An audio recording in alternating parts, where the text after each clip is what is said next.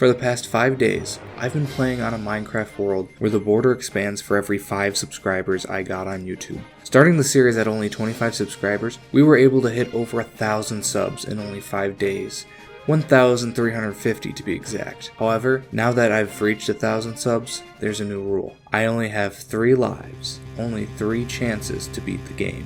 That is, unless I reach 10,000 subs. At 10,000 subscribers, I will give you guys the option to either give me another life or take one away. Thank you all so much, and welcome to day 5 of For Every 5 Subscribers, the border expands by 1 block. In the previous day, I asked you all to name some sheep I found on my small island. A lot of you commented some really cool names, but I saw a few names that came up a little more than others. I decided I should go with the more common names for the original sheep, but add a sign wall of other names as my horde of sheep grow. So feel free to keep commenting some names and I can add it to the wall of names in the future. Bob and Jeff were the 2 most common names that I saw, so I gave the 2 sheep that name. With that being said, I also found 2 more sheep today and decided to name them Tom and Jerry respectively. Also, I thought it would be cute to give them last names and chose both Brownie for Bob and Jerry and Sunday for Tom and Jeff. They are officially the Brownie Sunday family. Whether or not they're all secretly related, I don't know, but as long as they're happy, it's probably fine. The original challenge with this series was to explore every part of the big island next to my little island. I named it Spadiro Island, after yours truly, and didn't think too much about it. However, as of today, we have unlocked the shores of Spadiro Island.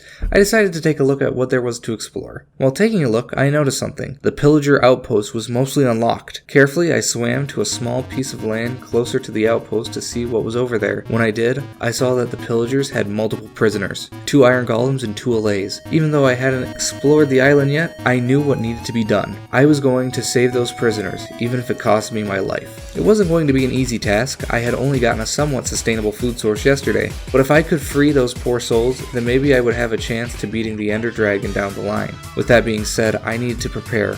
On day 2, I had found 8 pieces of iron. Out of those 8 pieces, I used 5 of them to craft a bucket and some shears, leaving me with only 3 pieces left. What I needed was enough to craft a shield with a piece of armor, so I went digging in the mines. It wasn't too long until I found 8 raw iron, so I took that iron back up to the surface to cook, but not before I went to sleep since it was dark. When I awoke, I was greeted to the sight of monsters everywhere, including a spider who was friendly at first, but then tried to sink his fangs into me. Seeing all of the ghouls around me reinforced the idea that I needed to get prepared and fast. What didn't help was the fact that I only had 3 lives, just a few mistakes and I would have to quit this world forever. I decided to mine for more iron and grab some wheat beforehand to make some bread. I could have made 2 pieces of bread, but decided to feed the sheep some wheat. I did so the other day too, so now the family has grown to 8 sheep. In the mines, I had a bit of a gravel mishap, but didn't end up finding any more iron. The iron I had would have to do. When I got back to the surface, I took all my iron and made a shield, a sword, and an iron chest plate. It was go time. I slowly made my way over to the small piece of land from before, sneaking my way over to the outpost, before I charged right in. I had a sword and shield, and I knew I could outmaneuver these guys any day. Plus, there were only 2 of them, or so I thought. As I made my way closer, another pillager scurried over to us and loaded his crossbow. This went from a 2-on-1 to a 3-on-1. As I fought, one of the pillagers had shot one of his allies, which made me think I had this in the bag, when I suddenly got struck from behind. Right when I thought I was getting the odds back in my favor, it became a 4-on-1. With pillager after pillager appearing out of thin air, I had realized that not only was I outnumbered, but I also had no food. So, in an act of desperation, I ran. I ran to the other side of the island, desperate to get away, when I found some pigs. Without hesitation, I chopped one up and began to eat the pork chops he dropped, when one of the pillagers charged at me. I stood my ground and took him out, finally being able to eat my pork chops. While I did so, I got an idea. Just as fast as I had gotten to the other side of Spadiro Island, I ran back to the outpost. I knew that if I got one of the iron golems freed, he would help me out of rage and defeat the pillagers as I freed the other prisoners. I began to chop down his cage when my axe broke. I tried to mine the rest with my hand, but there were too many pillagers. I kept trying to free him, but I had to give up and swam back to my small island. I made sure none of them followed me back to my home base, and then gathered some wheat. I need to fill up and quit. I made some bread and a new axe, and I headed back to the outpost.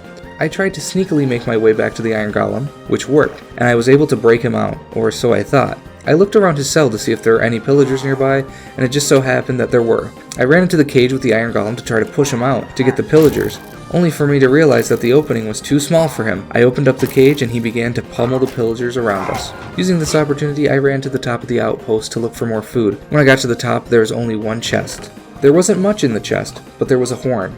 I stood over the pillagers, ready to blow the horn to assert my dominance, but I hadn't finished my mission. Quickly, I ran down the stairs to go free the other prisoners. The iron golem I had saved was holding his ground and created a diversion for me to try to free his friend. However, the pillagers were smart enough to notice me. The iron golem came to my rescue, and I jumped behind him for protection when, right in front of his friend, the iron golem was taken out. That's when I knew I had to free the other one. Shot after shot, I tried to break the second golem out of his prison, but then...